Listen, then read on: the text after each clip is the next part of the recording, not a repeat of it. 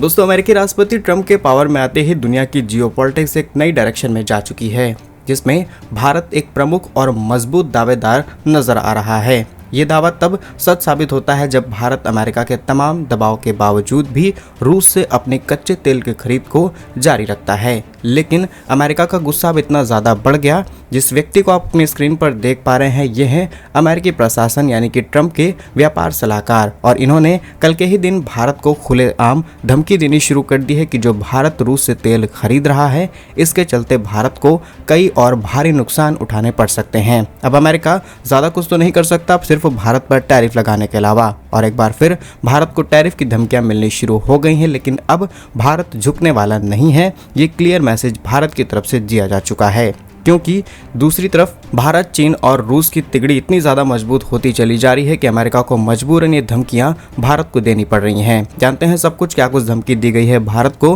कैसे भारत, रूस, चीन मिलकर के एक नई डायरेक्शन में जाना शुरू कर चुके हैं और जियोपॉलिटिक्स को बदलने की तैयारी की जा रही है। यदि आपको काम पसंद आए, वीडियो को लाइक, चैनल को सब्सक्राइब जरूर कीजिएगा। अब जैसा कि आप जानते होंगे, कुछ समय पहले अमेरिकी राष्ट्रपति ट्रंप ने भारत पर 25% टैरिफ लगाया। उसके बाद सीधे भारत को धमकी दी गई कि भारत अगर रूस से खरीदे जाने वाले तेल को नहीं रोकता है तो भारत पर 25% एडिशनल टैरिफ लगाया जाएगा। और भारत ने साफ शब्दों में क्लियर कर दिया कि हम रूस से तेल खरीद को जारी रखेंगे और भारत पर 50% टैरिफ लागू हो गया। 27 तारीख से फुल फ्लेज ये टैरिफ भारत पर लागू हो जाएगा। और अब जब भारत नहीं झुक रहा और भारत टैरिफ भी झेल ले रहा है और रूस से तेल भी खरीद रहा है, तो इसी बात से नाराज होकर के अमेरिका व्हाइट हाउस में डोनाल्ड ट्रंप के व्यापार सलाहकार पीटर नवारो ने भारत को धमकाने की कोशिश की है। उन्होंने कहा कि भारत अगर अमेरिका का स्ट्रेटेजिक पार्टनर बनकर रहना चाहता है तो उसे उसी तरीके से व्यवहार करना होगा जिस तरीके से हम चाहते हैं। पीटर नवारो के भड़कने की वजह भारत का लगातार रूस से कच्चे तेल का आयात जारी रखना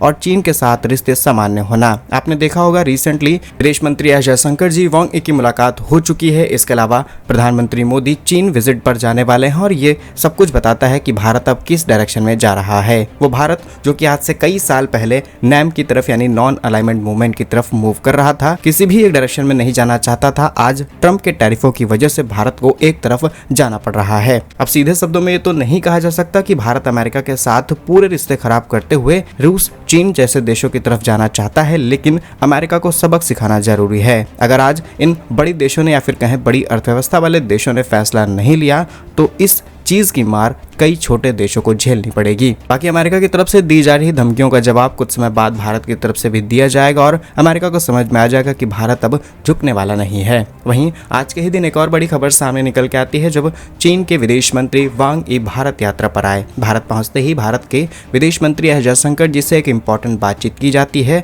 जितने भी बॉर्डर डिस्प्यूट्स हैं भारत और चीन के बीच, चाहे वो साल 2019 की बात हो या फिर रिसेंटली हुए इंसिडेंट्स, इन सभी मुद्दों पर गहन अध्ययन किया गया है। वहीं वांग यी ने बीते सोमवार को वांग यी यानी कि चीन के विदेश मंत्री 2 दिनों की यात्रा पर भारत आए थे। उन्होंने भारतीय राष्ट्रीय सुरक्षा सलाहकार यानी national security adviser Ajit Doval ji से भी बात की और उनके स्पेशल प्रतिनिधि 24वें दौरे पर भी वो पार्टिसिपेट करने वाले हैं। और आपको याद हो, इससे कुछ हफ्ते पहले की ही बात है, प्रधानमंत्री नरेंद्र मोदी और चीन के राष्ट्रपति शी जिनपिंग ने अक्टूबर में रूस के कजान में हुए ब्रिक्स शिखर सम्मेलन में भी पार्टिसिपेट किया था और दोनों पक्षों में एक लंबी बातचीत की गई थी। उसी समय फैसला लिया गया था कि भारत और चीन के बीच नजदीकियां बढ़ सकती हैं, जिसका रिजल्ट हमें देखने को मिल रहा। लेकिन इसके पीछे सबसे बड़ी वजह बताई जाती है अमेरिका, क्योंकि अमेरिका ने सिर्फ भारत को ही नहीं बल्कि ब्रिक्स के लगभग सभी देशों को परेशान करके रख दिया है। भारत और ब्राजील पर 50% टैरिफ, उसके बाद रूस पर तमाम तरीके के प्रतिबंध, और चीन से अगर इन्हें चीजें ना खरीदनी होती और चाइना काउंटर रिएक्ट ना करता यानी कि खुद अमेरिका पर टैरिफ इंपोज ना करता, तो डेफिनेटली चाइना पर भी बड़े टैरिफ लागू किए गए थे और ये लगभग